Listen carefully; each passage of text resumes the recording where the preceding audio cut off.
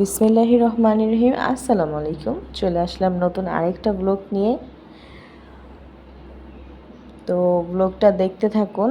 আজকে কোথায় যাই এবং কি রান্না বান্না করি আপনাদের সাথে সবই শেয়ার করব।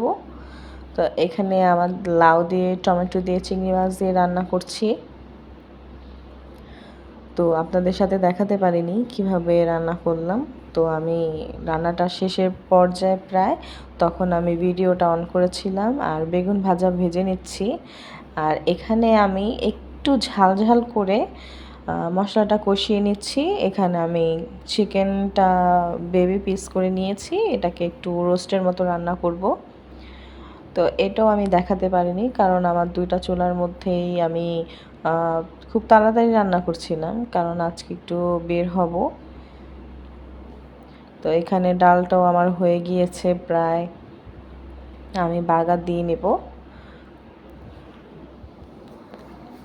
আজকে আমি শুরু থেকে ক্যামেরাটা অন করিনি, তো আমি একটা করছি, আমার একটু করে আমি ক্লিপ নিচ্ছি কারণ একটা রান্না শেষের পর্যায়ে প্রায় তখন থেকে আমি একটু ক্লিপ নিচ্ছি।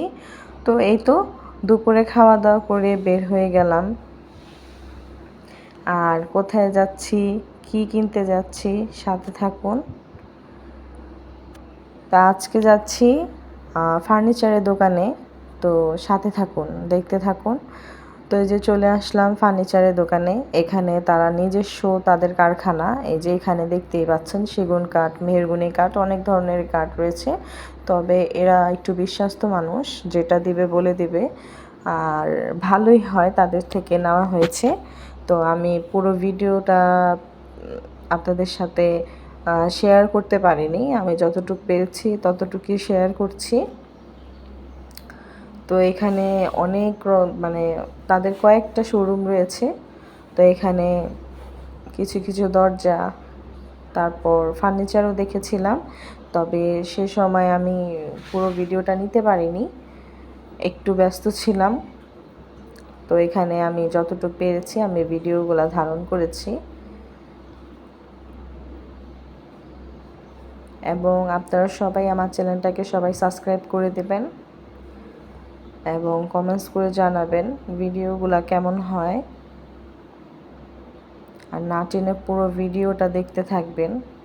তো এখানে মোটামুটি বেশ ভালোই ফার্নিচারগুলা, আমার কাছে খুবই পছন্দ হয়েছিল। তো আপনাদের সাথে শেয়ার করব কি নিয়েছি। তো আজকের মতো ব্লগটা এই পর্যন্ত কি। তো যাওয়ার পথে পথে বৃষ্টি পেয়েছিলাম, তো এভাবে ভিডিওটা আর নিতে পারিনি যেহেতু বৃষ্টি হচ্ছিল। তো আজকের মতো ব্লগটা এই পর্যন্ত কি। ভালো থাকবেন। আসসালামু আলাইকুম।